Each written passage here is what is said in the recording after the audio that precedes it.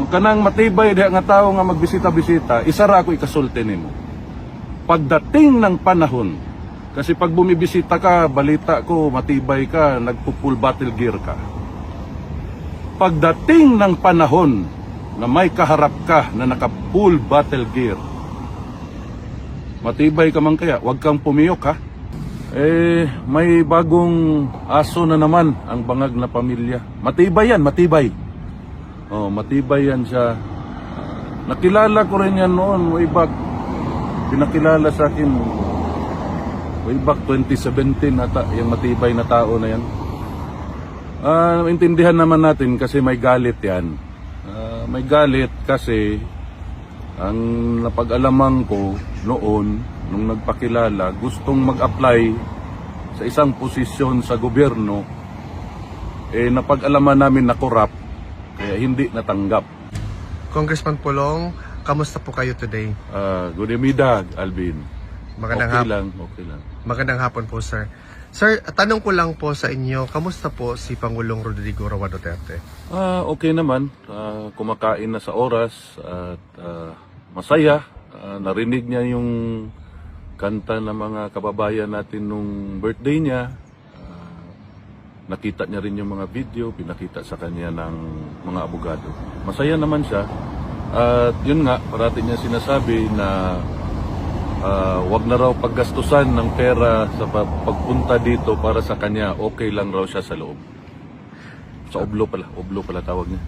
Congressman Pulong, something political lang po. Yes. Pero pong usapin ngayon, sir, circulating, no, na ang mga kababayan natin na sumusuporta sa iyo, nababalaka sila o nababahala sila kasi anytime daw bibisitahin ang bahay mo kay Mayor Baste at saka sa KOGC din, sir. Ano po yung masasabi mo dito? Bibisitahin? Bibisitahin po ang term, sir, para politically correct, sir. Bibisitahin. Isa mo bisita.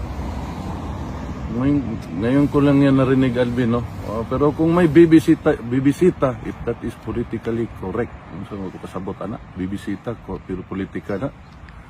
Kung may bibisita, narinig ko, kanina lang ding umaga, nakita ko yung may nag-post na vlogger ng tiga Davao, si Boss Mil man ata yun. Yes, sir. Nakita ko, yun, nagtatanong-tanong ako, may bagong aso na naman ang bangag na pamilya. Matibay yan, matibay. Matibay yan siya. Nakilala ko rin yan noon, way back. Pinakilala sa akin, way back 2017 ata, yung matibay na tao na yan. Intindihan naman natin kasi may galit yan. May galit kasi ang napag-alaman ko noon, nung nagpakilala, gustong mag-apply sa isang posisyon sa gobyerno, napag-alaman namin na corrupt, kaya hindi natanggap. No? Alam mo naman to si Presidente Rudy, pag imbestiga, pag sa corruption ng tao, erase ka na agad sa mundo niya. So, maintindihan natin kung may galit yung bibisita, pero matibay yan siya. Siguro ngayon, nagkaroon ng sa Binisaya pa higayon na magkapera, binigyan siguro ng palaka dyan sa Malacanang na smuggler ng maleta. So, kanya yan. Kabalo ka, Bin. Ang sakit diha ba? Kanang labi na ning mga kaigsuuna na itong Pilipino nga naa sa Luzon. Nahimo na lang normal sa ilahang kinabuhi ang harap-harapan nga trilyon nga korupsyon. Walay ni tingog, walay ni react, wala tanan kanang sakit kay tanawon. Ang kanang normal na lang gani sa ilaha nga ang ilang isulti nga sige lang, hulat na lang tag sunod eleksyon, matanggal ra bitaw gihapon na. Pero wa nila gitanaw nga ang adlaw-adlaw nga korupsyon niabot na og trilyon ang gikawat sa ilaha. Mo nay sakit diha. Pero alam mo, Alvin, ang paano ba to sabihin? Yang magbibisita ka sa isang bahay, ay mag-search siguro sa bisita god ay. Ganun siguro, sir. Murag ana siguro ilang pasabot. Siyempre magkinahanglan man mga warrant ana gikan sa judge, gikan sa ang tanan mo partisipar diha. basta inimbento gani ng inyong pagbisita sa among mga balay, sugod sa judge na nag-issue ug sa mga abogado nga ni appeal ng mga iro ni Matibay, ang mga ganang matibay na tao, kailan ro na namog kaso dismarbet pag-abot sa panahon. Ana rana bin. Kabalo ka, alam nyo, no? Isa lang hilingin ko, tama pala, James. Og imo ni makitaan karon sa imong Facebook. Palihog lang, isecure daan ang akong mga ginamos ug akong kusahos nga kabaw nga gikan sa akong mga parintis Danau kay hinaguan na nila. Tagua daan kay basig ilaha pang hilabtan. Unya, ato ni sumpayan pa. Kay mo bisita man ka sila sa akong balay. Maura dito kinahanglan ma-secure yung ginamos ug akong kusahos nga kabaw. Kay lisod kay nang kusahos nga kabaw buhaton des Danau. Alam mo bin, itong bangag na administrasyon na ito, kung hindi na nga nila kaya, kita man nato, di na nila malimod ang ilahang corruption, nagsugod pa sa budget atong 2023, 22-23, antod tanang budget, ang ilang corruption sa flood control. Klaro man kita man mo mga tao. Kana di na gani malimod, kabalo ka ng elitista, nga ug di na niya kaya sagangon ang tanang labay sa iyaha, magpalaban dayon og iro. Ana na ang among tan-aw sa ilaha sa mga Bisaya. Dili tanang Bisaya, ako Bisaya man ko. Mao na akong tan-aw sa ilaha. Kanang di na gani nimo kaya, di na nimo malimod.